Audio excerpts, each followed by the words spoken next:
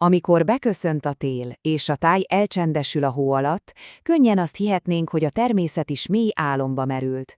Pedig ha jobban figyelünk, rájövünk, hogy az élet egyáltalán nem áll meg. Sőt, a kertünkben ilyenkor indul be igazán a sürgésforgás.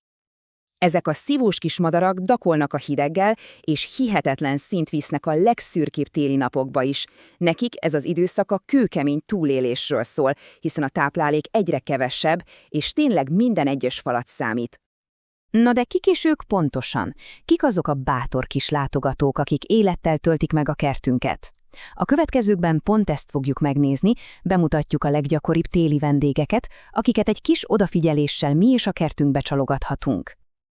Kezdjük is rögtön a madáretetők legenergikusabb és leggyakoribb lakóival, a cinegékkel. Ők a téli kert igazi akrobatái, akik egy percre sem állnak meg. Hát persze, hogy ő az első, a legismertebb mindközül, a széncinege. A fekete feje, a ragyogó fehér pofa foltja és a sárga hasa, amin az a jellegzetes fekete nyakkendő fut végig, ettől egyszerűen összetéveszthetetlen. És az étvágya, az valami egészen elképesztő. Képzeljétek el, egyetlen fagyos nap alatt a saját testsúlyának a 44%-át is képes megenni napraforgó magból.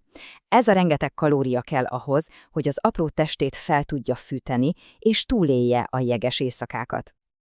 Ha pedig meghalljátok ezt a jellegzetes, csengő hangot a kertben, szinte biztos, hogy egy széncinege van a közelben. Na füleljetek csak! És ha már cinegék, akkor nem hagyhatjuk ki a széncinege kisebb, de talán még színpompásabb rokonát, a kék cinegét. A jellegzetes kék sapkájáról és élénksárga mellényéről azonnal fel lehet ismerni. A hangja is egészen más, egy magas, vidám trilla. Hallgassátok csak! Télen ő is a rovarokról átvált a magvakra, és nagyon gyakran látni más cinegék társaságában, ahogy együtt kutatnak élelem után. A cinege csapatokhoz pedig gyakran csatlakozik ez a pici tollgombóc, az őszapó. Érdekes, hogy rendszertanilag nem is közeli rokonuk, de a viselkedésük nagyon hasonló. A hihetetlenül hosszú farkáról és az íles szri-szri-szri hívó hangjáról könnyű felismerni. Jöjjön a következő csoport, a pintyifélék. Na, őket az erős, kúpos csőrükről ismerhetjük fel, ami, mondanom sem kell, tökéletes a kemény magvak feltöréséhez. Igazi színfoltok a téli tájban. Itt van mindjárt a zöldike. A hím olívazolt tollazata, és a szárnyán lévő élénk sárga folt tényleg szemet gyönyörködtető. Az erős csőrével pedig játszik könnyedséggel megbirkózik a nagyobb magvakkal is. A tengelics, vagy ahogy sokan ismerik, a stiglitz, talán a legszínesebb vendég az etetőn. A piros állarca, a fekete-fehér feje, no meg a szárnyán lévő sárga sáv egészen egyedi megjelenést kölcsönöz neki. Gyönyörű madár. Az erdei pinty is nagyon gyakori vendég. A hím fejtetejének jellegzetes kékes, palasszürke színe és a rozsdabarna melle feltűnő jelenségét teszi. Röptében pedig ez a rövid pü-pü kiáltás árulja el a jelenlétét. És akkor jöjjön egy igazi speciálista. A megyvágó. Ő a madárvilág diótörője, egy valóságos erőművész. A hatalmas, erőteljes csőrével olyan magokat is képes feltörni, amikkel más madarak nem is próbálkoznak. Gondoljunk csak a cseresznyé vagy a galagonyamagra.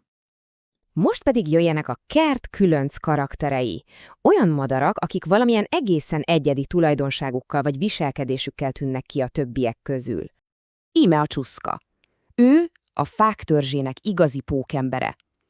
A nevét sem véletlenül kapta, a mozgása egészen páratlan. A szuperképessége pedig az, hogy ő az egyetlen madarunk, amelyik gond nélkül közlekedik a fatörzeken lefelé, fejjel előre. Ez az egyedülálló technika segít neki olyan rejtett rovarokat is megtalálni, amikhez más madarak egyszerűen nem férnek hozzá. És itt van a vörösbegy, akit sokan csak a kertészek barátjáként emlegetnek. A feltűnő vörös mellényéről és a kíváncsi természetéről híres. Egyáltalán nem fél az embertől, sőt, gyakran szorosan követi a kerti munkát végzőket, hát ha felbukkan egy-egy finom giliszta. Végül, de egyáltalán nem utolsó sorban, a házi veréb. Talán ő a leginkább emberközeli madár mindközül, aki tökéletesen alkalmazkodott a mi életünkhöz. Igazi társaslény, csapatokban él, és az étrendje rendkívül változatos. A magvaktól kezdve az elpotyogtatott pékáruig szinte mindent megeszik. Rendben, most, hogy megismertük a leggyakoribb vendégeket, nézzük meg, hogy mi mit tehetünk azért, hogy segítsük őket átvészelni ezeket a hideg hónapokat. Ez a táblázat egy remek kis útmutató. A cinegék és a csuszka például imádják a magas energiatartalmú olajos magvakat és a faggyút. A pintyek a különböző magkeveréket részesítik előnyben, a vörösbegy pedig nagyon hálás a gyümölcsökért és a lágyabb beleségért is. És ami legalább ennyire fontos, ha nem fontosabb, mit ne adjunk nekik. Ezt jegyezzük meg jól, a kenyér és a pékáru erjedést okozhat a begyükben, ami akár végzetes is lehet számukra. A sós, fűszeres vagy romlott ételek pedig szintén szigorúan tilosak.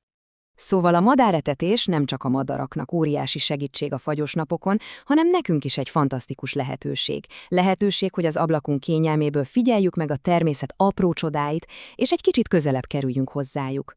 Úgyhogy a kérdés már csak az, ha legközelebb kinéztek az ablakon, talán már más szemmel figyelitek majd a madáretető sürgőforgó életét, vajon ki lesz az első vendég, akit fel fogtak ismerni.